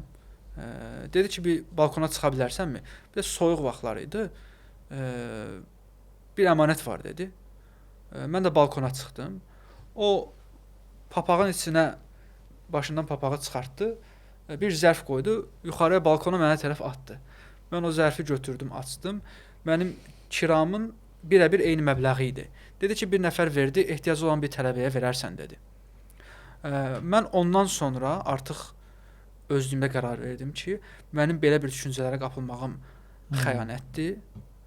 Yəni Rəbbim əgər bu gün mənə belə bir formada dəstək oldusa, gözləmədiyim anda qapılar açılırsa, mənim bu düşüncələrə qapılıb Allahın dinini öyrənib araşdırmaq, yəni bu xidmət düşüncəsindən, bu şuurundan ayrılmağım xəyanət olar deyə düşündüm. Və ondan sonra artıq necə deyirlər, maddiyyatdır, gəlirdir, ehtiyaclardır. Yəni bu hadisədən sonra demək olar ki, düşünməmişəm yəni. Elm yoluna girmək istəyən biri də bunu gözə almalıdır. Ailəsini ona görə seçməsi lazımdır əgər evlənib elm almaq istəyirsə. Bəli, uşaqlarını ona görə tərbiyə eləməlidir. Çünki artıq onun özünün fərdi bir həyatı olmayacaq. O həyatını milləti üçün, ümməti üçün, övladlarının gələcəyi üçün yaşamaq məcburiyyətində. Çünki yəni biriləri öz övladlarını və ailəsini nədənsə məhrum eləməlidir ki, insanlar yəni ən azından axirət yönünü biz danışdığımız üçün deyirəm. Yəni axirətdəki qurtuluşlarını tapa bilsinlər. Yəni bu gün bir dövlət səviyyəsində deyəlim, ölkənin, millətin və vətənin bərqərar olması, bütövlüyü üçün bir məmur nətər öz gününü, həyatını bunun üçün sərf eləməlidirsə, həmin o millətin, həmin o xalqın axirəti və həm dünyada, həm axirətdəki səadəti üçün bir elm əhli də özünü bu cür fəda eləməlidir və qat-qat daha artıqını. Çünki məmur daha çox yetişir. Amma bir elm tələbəsinin, elm əhlinin yetişməyi daha çətin, daha uzun bir aşamadır. Dünya işləri ilə məşğul olan adamlar çoxdur. İnsanları dünyaya yönləndirən, dünyadakı yüklərə çiyin qoyan insan çoxdur. Amma axirət işləri elə deyil. Axirət işləri daha çətindir, daha az insan var, daha az maraq var. Ona görə və çox insan bundan bixəbərdir. Fuad Sezginin məsələsini bura məncə bir parantezə əlavə elə. Bəli. Fuad Sezgin Türkiyədə məşhur bir araşdırmaçıdır. Mənim İslami elmləri, yəni bu elm yoluna girəndən sonra özümə həyatını oxuyub örnək aldığım, təbii ki, şəxsiyyətini yox, elm yolundakı fədakarlığı, şövqü, bunlar örnək aldığım şəxslərdən birisidir. Yəni əslində İslam da insanları şəxs olaraq yox, gördüyü iş olaraq örnək almağa səsləyir. Çünki bizim işimiz şəxslərlə deyil. Şəxslər qüsurludur, xətalıdır. Məsəl üçün bu Fuad Sezginin həyatından örnək verəcək olsaq, o deyir ki, oxuduğu dövrlərdə Türkiyəli önəmli bir araşdırmaçıdır. İslam alimlərinin dünyavi elmlərə olan qatqılarını ortaya qoymuş biridir. Müəyyən bir işğal dönəmindən sonra, xüsusilə də Osmanlı xilafətinin ləğv olunmasından sonra, torpaqlarının parçalanmasından sonra İslam literaturu oğurlanmağa başlandı, yandırıldı, yox oldu. O insan o literaturu ortaya çıxarıb o alimləri tanıtmağa başladı. O deyir ki, mən tələbə olduğum vaxtlarda mənim bir müəllimim var idi, şərqşünas. O deyir, məndən soruşur, nə qədər sən çalışırsan da günlük. Bu da deyir ki, mən misal üçün deyir, günümün, yanlış xatırlamırsa, 14 saatını deyir, səhv eləmirəmsə, bu araşdırmalara həsr edirəm, günlük təhsilə. O deyir, mənə dedi ki, sən günlük 19 saat çalışmadıqca, mən dedi, o qədər çalışıram. Sən çalışmadıqca bu istədiklərə nail olmayacaqsan. Bu deyir, bu adamda bir şeyə səbəb olur ki, yəni bu adam müsəlman deyil bunu deyən. Alman bir şərqşünasdır, səhv eləmirsə. Yəni mən müsəlman olduğum halda, bu şeyləri öz dəyərim bildiyim halda, niyə görə mən onun kimi çalışmamalıyam və ondan daha artıq? Mən deyir, bundan sonra qərar verdim və ömrünün sonuna qədər həyatının 19 günün 19 saatını araşdırmalarla keçirir. Beləcə bir çox qaynaq əsərlər ortaya çıxarır, faydaları, fəaliyyətləri çoxdur. Bir gün Almaniyada olduğu sırada öz kitabxanasında Türkiyədən jurnalistlər deyir ki, biz ondan müsahibə almaq üçün gedirdik. Dəfələrlə məktub yazıb, randevu almaq istədiyimiz halda bizim bu təkliflərimizə cavab gəlmirdi. Randevu təkliflərimizə. Bizə cavab vermirdilər. Və belə qərara gəldik ki, gedək, həmin o hocanı orada özümüz ziyarət eləyək, bir növ tutaq iş başında. Artıq məcbur olsun bizə müsahibə verməyə. Sekretəri ilə görüşdük, deyir, getdik. Dedilər ki, qətiyyən hoca belə şeyləri sevmir, sizi də yanına almaz. Ona görə də randevu almadan mən sizi hoca ilə görüşdürə bilmərəm. Deyir, onda biz də dedik ki, heç olmasa icazə verin, biz onun kitabxanasını, əsərlərini çəkək, özü ilə danışa bilməsək belə, da bura qədər gəlmişik, əliboş qayıtmayaq. O sırada deyir, biz kitabxana içərisində çəkiliş eləyərkən, həmin Fuad Sezgini, professor doktor, onu kitabxananın bir bölümündən başqa bölümünə keçərkən gördük, kəsdik qabağını qaçıb ki, bəs üzr istəyirik, bilirik ki, siz bu tərzdə şeyi xoşlamırsınız, randevusuz heç kəslə görüşmürsünüz, amma biraz da sistemvari olaraq ki, biz 6 aydan çoxdur ki, sizdən randevu ala bilmirik. Ola deyir, sərt bir ifadə ilə dedi ki, oğlum dedi, əgər siz üzərinizə düşən işləri görsəydiniz, mən indi sizin görməli olduğunuz şeyləri də etməyə məcbur qaldığım üçün heç kəsə vaxt ayıra bilmirəm dedi. Yəni fədakarlıq bayaq bəli. deyirsən, yəni kimlərsə fədakarlıq eləməlidir öz həyatından, ailəsindən, övladından. Bəli. Ki kimlərsə daha yaxşı həyat yaşasın. Bəli. Ən azından axirət inancı ilə yaşasın və ölsün. Yəni elm tələbəsi olmaq istəyən, bu yola girmək istəyən biri ilk başda bunları və bunun kimi bir çox şeylər var ki, bəlkə bu gün artıq bunlar bizim hər birini danışa bilməyəcəyik. Bunları düşünməsi mütləqdir. Qərarlı olması lazımdır. O zaman yavaş-yavaş toparlayaq. Oruz oradan bizə işarət göndərir. Bir qısa bu məsələyə toxunaq. Türkiyədə tələbə yetişdirməyə necə baxırlar? Yəni burs amili var orada. Mən də orada oxumuşam, görmüşəm onu. Sən tələbəsən, pulsuz gəl. Sən tələbəsən, endirim. Bəli. Orada dünya və dini tələbə ayrımı çox da edilmir. Bəli. Azərbaycanda bu yoxdur. Bu kültür yoxdur da. Qısa bir dənə buna toxunaq. Qısa deyirsiniz, qısa olmur bu. Vaxt azdır da, insanlar lazım olsa bunun növbəti podkastlar eləyər. Ümumən bir cəmiyyət elm əhli üçün, yəni bu sadəcə İslami elmlərdən getmir. Biz digər elmləri də, digər sahələrdə bura qata bilərik. Yəni cəmiyyətə faydalı, yararlı kadrlar yetişdirməyin önəmini bilmələri lazımdır. Cəmiyyətin ehtiyacını aradan qaldıran kadrlar. Bəli. Diş həkimi, yəni ta ki o ehtiyac aradan qalxana qədər. Bəli. Yəni bu cəmiyyət o qədər həkim yetişdirməlidir ki, ta ki həkimə olan ehtiyac ortadan qalxsın. Eyni cəmiyyət insanların mənəvi məsələlərini həll eləyəcək, onların axirətlə bağlı, həm dünya, həm axirət səadəti ilə bağlı olan məsələlərini həll eləyə biləcək ilahiyyatçı və öz içərisindən yetişdirməlidir ki, sabah qaydanda onları başa düşə bilsin. Yəni sabah o xalq öz sualını, onu bilməyən, cəmiyyəti tanımayan, onları içərisindəki problemləri bilməyən bir yerə sual yönləndirməsin, öz içərisində yetişən, necə deyərlər, özlərini tanıyan tələbələr yetişdirsin. Türkiyə bunun fərqindədir.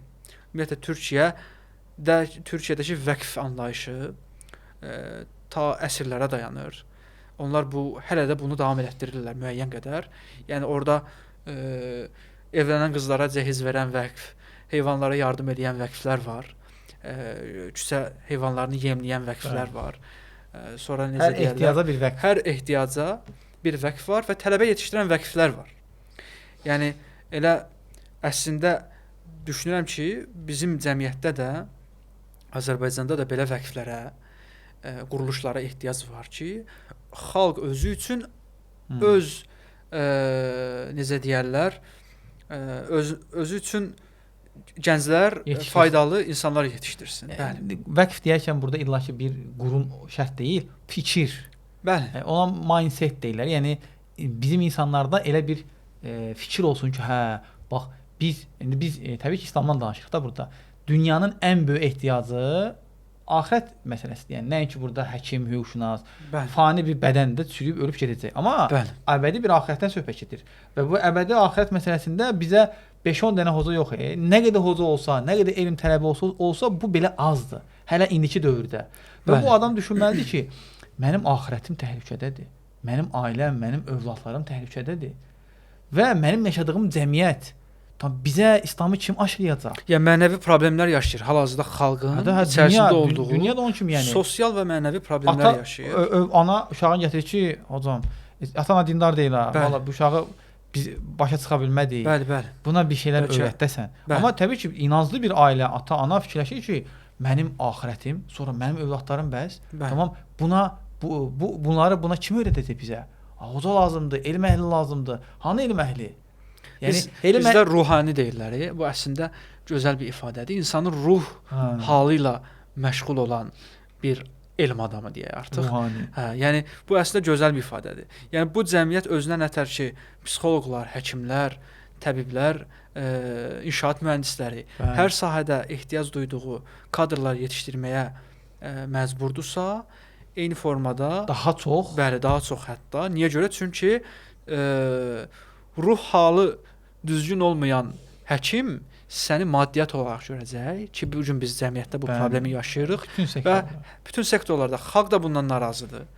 Elə kimi danışdırsan, kim söhbət açılsa eyni Bəli, şeylərdən bəli, danışır. bəli, bəli. Yəni sənin ölkəndə yetişən bir insanın ruh halı doğru, düzgün mənəviyyatı olmasa, o insan sənə cəllad kəsilən bir həkimə dönüşəcək. Bəli, mütəxəssis həkim özü. Bəli. Mütəxəssis Bir cəllad. Yəni səni pul mənbəyi olaraq görən ki, bu gün dediyimiz kimi, yəni başlıca problemlərdən biri bizim cəmiyyətdə budur. Bəli. Yəni bunun ortadan qalxması üçün xalq bu cür mütəxəssislərin yetişdirilməsində dəstək olmalıdır. Sadəcə niyə olmur, nədən olmur, ümumiyyətlə maraqlıdırmı? Bilmirlər. Bilgisizlikdən ola bilər. Bilmirlər, başa Yəni düşmürlər. bunda ayrı bir səbəbləri var. Bəli. Bu da başqa bir podkastın. Hocam, son olaraq cari durumu deyək, bitirək. Magistraturanı bitirdiniz. Bəli, biz magistr Doktoranturaya təhsilimizi bitirdik. 2024-25 illəri arasında bitirdik və bitirməzdə doktoranturaya qazandıq. Eyni formada 2024-25 illərində doktoranturanı oxumağa başladıq. Dərs dönəmini bitirmişik. Artıq 3-cü ilimizdir. 3-cü ildən etibarən başlayacağıq. Daha da 3-cü illə başlayırıq. Dərs dönəmi bitdi, yetərlilik dönəmi bitdi. Yeni bir tezis mövzusunu da təyin eləmişik. Elhamdülillah. Allah bərəkət versin. Allah sağ olsun. Hər birinizdən dua gözləyirik ki, Rəbbim eləyəcəyimiz fəaliyyətləri, elmimizi xalqımız, millətimiz üçün faydalı eləsin. Planlar nədir? Hə, bu Geri qayıdacaqsınız yəqin ki. bəli. Biz burdan o düşüncə ilə getmişik. Gedəndə o məqsədlə getmişik ki, gedib yəni biz podkastın başında dedik ki, hər müsəlmanın üzərinə elm vacibdir. Oxuyan olmayan da artıq bu vaciblik daha da şiddətlənir. Artıq zərurətə dönüşür. Yəni bir cəmiyyətdə həkimin olması nətər önəmlidirsə, bir nəfər yox, 2 nəfər yox, ta ki o ehtiyac qalxana qədər. Eyni formada biz də bizim cəmiyyətdə ta ki insanların bu mənəvi halı, İslami elmləri öyrənməkdəki məsələləri ortadan qalxana qədər bizim elm əhli yetişdirməyimiz vacibdir və mən bu zərurəti öz üzərimə artıq vəzifə olaraq təyin elədim ki, mənim üzərimə İslami bir şəri bir tabirlə desək, fərz-i ayndır deyə düşündüm. Hələ də özümüzü ona necə deyirlər, təhkim eləmişik bu vəzifəyə. Rəbbim utandırmasın. Amin. Amin hocam. Həqiqətən haqqı ilə öyrənib, araşdırıb qayıtdığımız zaman təbliğ eləməyi nəsib eləsin. Yəni nəfsimizə görə danışmağı və ya gəlib də insanların ağlını qarışdırmaqdan bizi uzaq eləsin, Allah qorusun. Bəli. Hocam çox təşəkkür edirəm. Biz təşəkkür edirik. Allah sizdən razı olsun. Allah elimizə bərəkət versin hocam. Amin. Allah razı olsun. Elmi fəaliyyətlərinizi asanlaşdırsın. Maddi mənəvi bərəkət və genişlik versin. Amin sizə. Allah Azərbaycana küllü bir elm diyar eləsin. Buradakı elm əhlinə, Azərbaycan üçün çalışan elm əhlinə Allah bərəkət versin. Amin. Uca Allah Azərbaycandakı bütün elm əhli arasında qardaşlıq, məhəbbət, uxuvət, sevgi yaratsın. Amin. Bu ən önəmli məsələlərdən birisidir. Və son olaraq da onu deyək ki, Vüsal müəllimin təşəbbüsü ilə Allah razı olsun, o özü Azərbaycanlı elm tələbələrinin bir YouTube kanalı açıb, İslami Elmlər Məktəbi. Bəli. Və orada əsas məqsəd yəni dəvət falan yox da İslami elmləri, bəli, hədis, fiqh, fərqli fikri məktəblər, təfsir, bu mövzuları mütəxəssis elm əhlini çağırıb onların təqdimatında Azərbaycanda da belə bir şey yaratmaqda, bir elmi mühit yaratmaq. Bayaq dedi ki, müəyyən elm yolculuğunda problemlər ki var. Bu problemlərdən qaynaqlanaraq ölkə kənarına çıxa bilməyən insanlar olur. Yəni İslami elmləri öyrənmək istəyib, amma ölkə kənarına çıxa bilməyən. Düşündük ki, bu önəmli bir boşluqdur və bu boşluğu ən azından bugünün də gərəyi olaraq sosial media üzərindən, yəni YouTube dərsləri üzərindən bu boşluğu doldurmağa çalışırıq. İnşallah Allah Rəbbindən bərəkət bizi versin. müvəffəq eləməsini Amin. diləyirik. Oldu. Əssalamu alaykum. Allah'a emanet olun. Aleykümselam ve Görüşürüz. rahmetullahi ve berekatuhu.